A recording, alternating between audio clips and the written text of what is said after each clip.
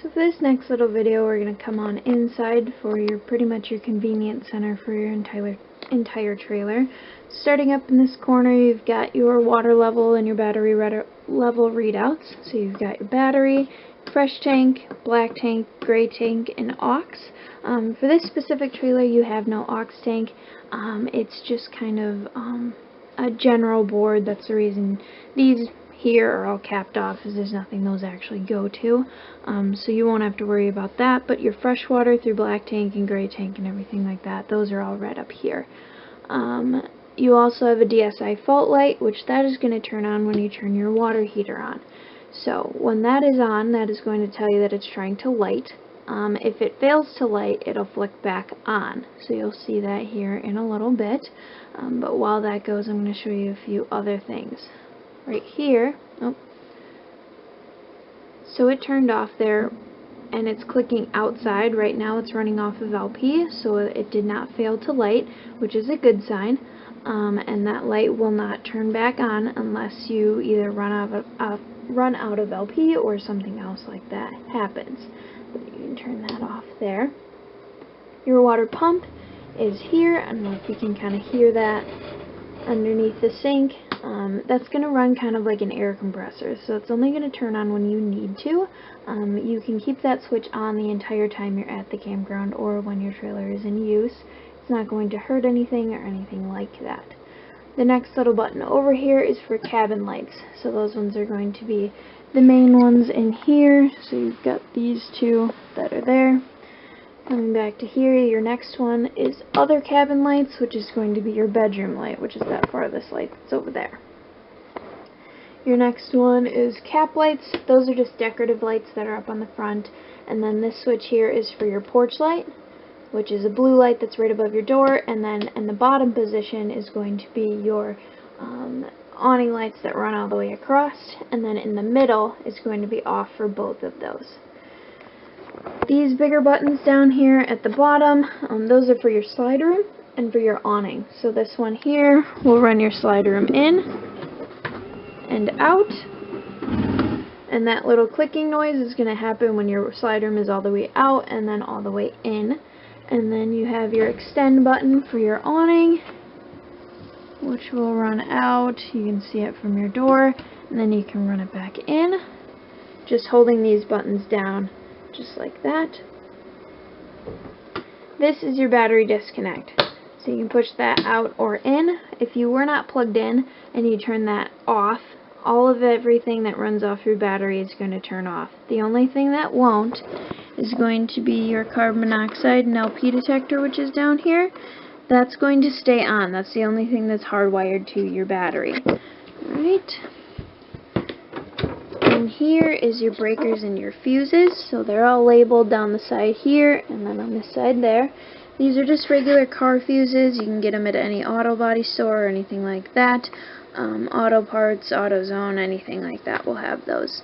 There is little lights right next to those that will turn on if the fuse is broke or anything like that. So there is a fan in there as well that will go off if anything gets too hot or anything, so you will hear a humming noise coming from there. Next is for your refrigerator. This is a 12-volt refrigerator, so you won't have to worry about LP or electric. This only runs off of your battery. So here, and then you've got temp controls in here just by pressing this button here. And temp controls for your freezer are in the back here, so it's on this little switch valve there. Your doors do have a lock for when you're traveling. You can have that like that. And then over here you have your furnace and AC and everything like that. Starting this video is going to be how to operate. I showed you in the last video where this is located, just next to the refrigerator. You've got a long rectangular button and then two triangle buttons here. So this first one here on the bottom is going to be showing you the modes and everything like that. So going through these, your first one here, it's a little hard to see, but your fan and your cooling and everything are going to be going. So you just press this button until you find the mode that you want, or that you're looking for, like that. So for this, we've got the off, And then if you can see, it says fan low, fan high, cool low, cool auto high, and then it goes to heat, and then it'll go off again. These are just your temperature buttons, so you can change the temperature there. In your bathroom here, you've got the toilet, which when you're using this, there's this little lever on the side here. You're going to push this down just a little, and water is going to go in. You're going to want to fill your bowl about 2 to 3 inches. That way it's just like a toilet at home. Do your business and then press it all the way down and it flushes. That is how you operate your toilet. You've got your light switch in here, which runs your main light, and then in your shower here it does have a travel lock, so make sure that is locked when you're driving. And then your shower head here, it does have an on and off little switch here, so you can turn it on and off just to save water and everything like that. You've only got 6 gallons in your hot water heater, so it does run out kind of quickly. Over by the sink, you've got hot and cold water, and then you have a GFI outlet as well. You see that the green light is lit. That means that it is good and functional, but you can test it. If that turns off, just press the reset button and the green light will turn back on. Looking over here, you've got this black port near the floor. That's going to be one of your heat ports. And then in the ceiling, you have your white AC ports. So hot air rises, cold air falls, the reason where those are placed. Right by the door, you have a fire extinguisher. Again, testing this is the little green thing here. So if it falls down in there and doesn't pop back up, that means it's not charged and that it's not usable. Coming over to your oven here and your stove, you've got this glass rise top here. That's just for extra counter space when your stove's not in use. But you've got a little light button here so you can switch between those. You've got a striker, and then these are your stove top burners and then your oven. So how you're going to do this is you're going to turn it to the little flame that's on here, and then you're going to flick start it there, and it's going to light. Same with all these other ones. That's exactly what you're going to do.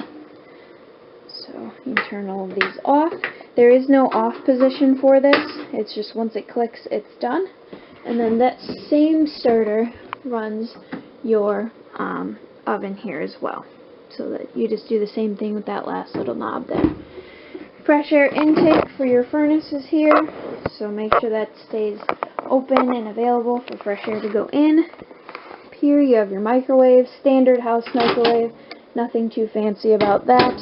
But then you've got a light here and then a fan as well for your stove and everything.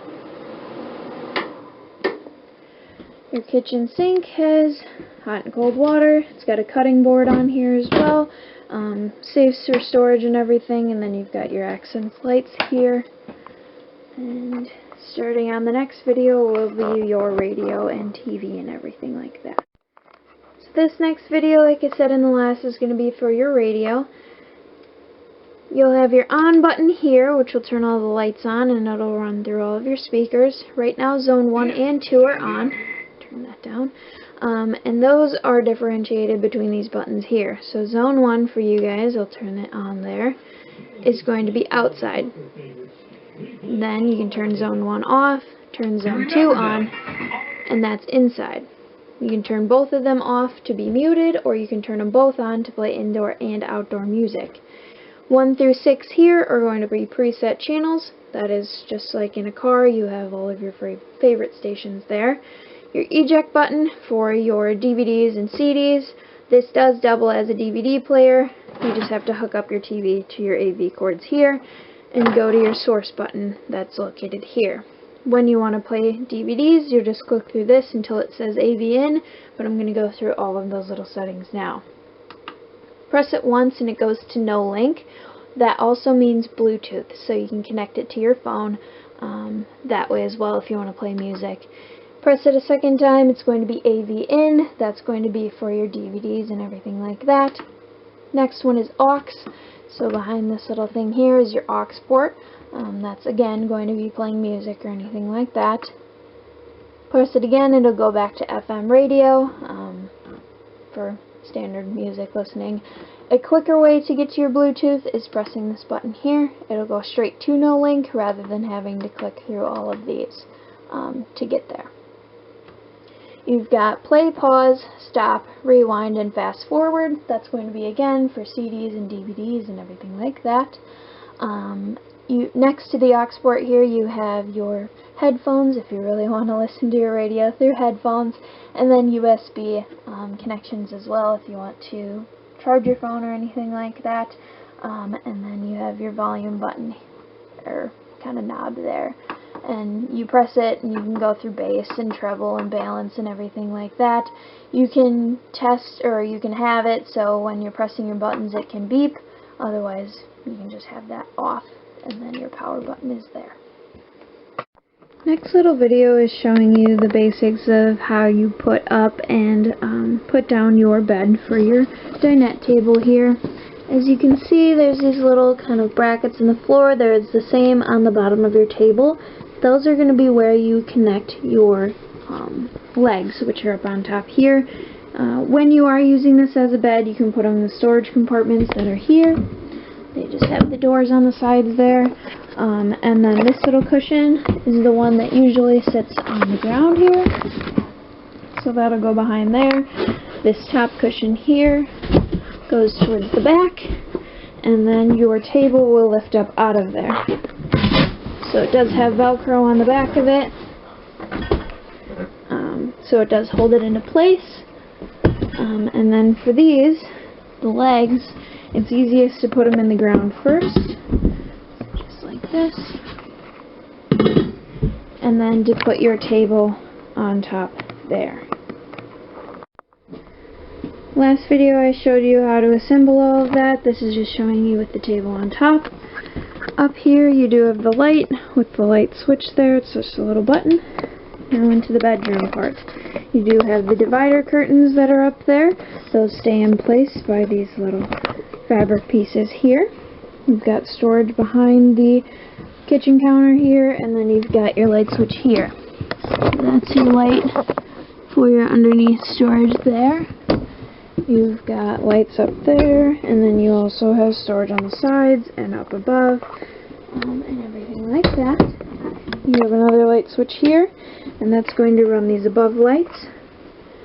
For your lights here, these have these silver buttons, so you press it once and it's off, press it again, the back light turns on, front light, and then off completely.